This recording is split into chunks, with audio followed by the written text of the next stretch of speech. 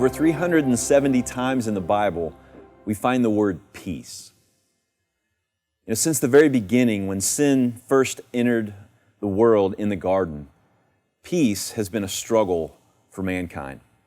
We've struggled to be at peace with God. We've struggled to be at peace with one another. Since that moment, sin first entered the world. We come today to the seventh beatitude that Jesus speaks, and it says this in Matthew chapter 5, verse 9, "Blessed are the peacemakers, for they will be called sons of God." I want you to think about this word peacemaker, and I want to give a definition for us to work with in our discussion.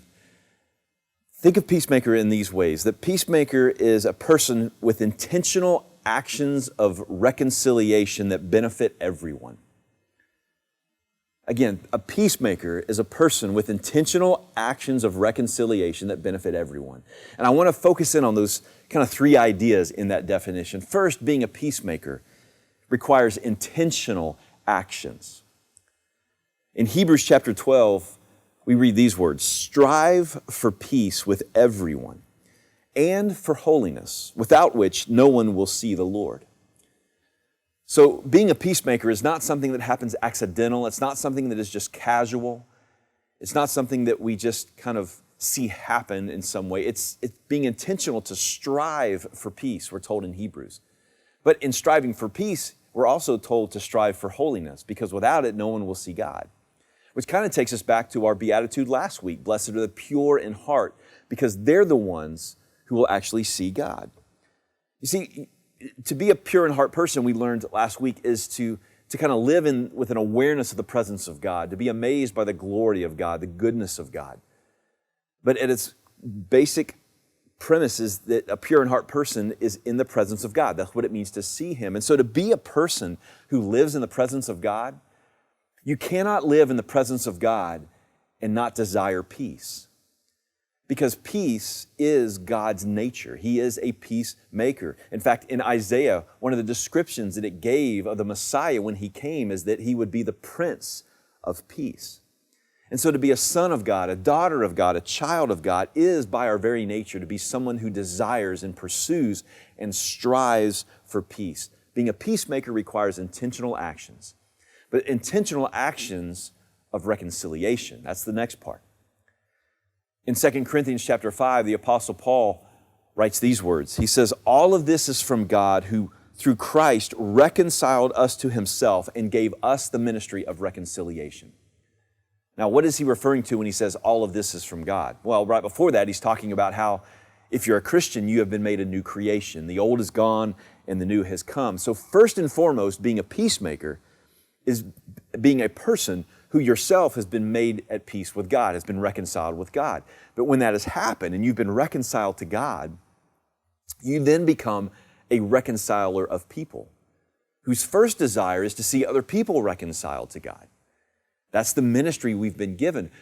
And once they are reconciled with God, that brings peace with one another. To have peace with God is what brings peace with other people. And how do we build peace with other people?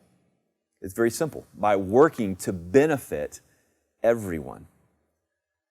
In Ephesians 4:29, one of my favorite verses about this says these words, "Do not let any unwholesome talk come out of your mouth." That's easier said than done, right? "But let only what is helpful for building others up according to their needs, that it would benefit those who listen." See, as a Christian who has been made at peace with God, I'm called to be a person to be at peace with other people. And that begins by simply making sure the things that come out of my mouth are beneficial. So friend, let me ask you, can that be said of you?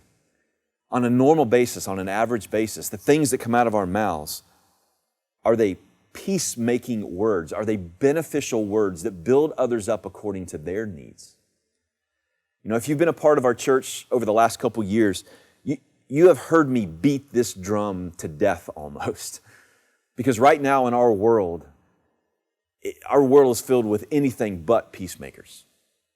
Our world, it seems like at every turn, is filled with people that are building division, that are promoting conflict, that are just angry and looking to blame everyone else for what's going wrong in their life. And I get it and I understand it to a point, but the fact is, as a child of God, who have been brought to God, reconciled to God, who are at peace with God, we're called to be peacemakers to other people in the world, and that begins by simply making sure the things that come out of our mouths are benefiting the people around us. The ways we act in this world are benefiting everyone, not just the people we agree with, but I would argue even more so the people we disagree with, because our desire should always be to see that person reconciled with God.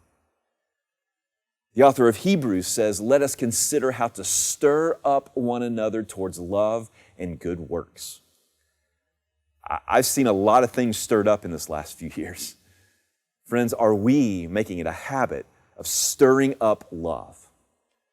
If I'm going to stir up a hornet's nest, is it a hornet's nest of good works? Is it a hornet's nest of love? Is it I'm driven, intentional about making sure the things that come out of my mouth and out of my life are stirring up the love of Christ in good works and goodwill towards other people. That's what it means to be a peacemaker. Again, a peacemaker is someone with intentional actions of reconciliation that benefits everyone. Why? Well, because the Bible tells us that Jesus Christ reconciled us to God, bought peace in our lives between us and God through the blood of His cross.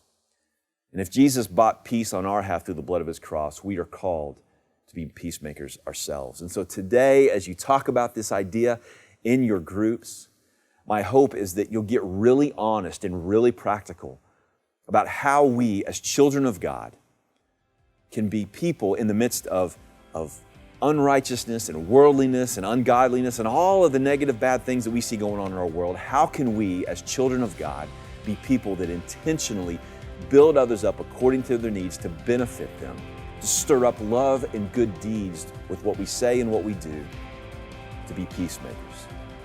Blessed are the peacemakers, for they shall be called sons of God.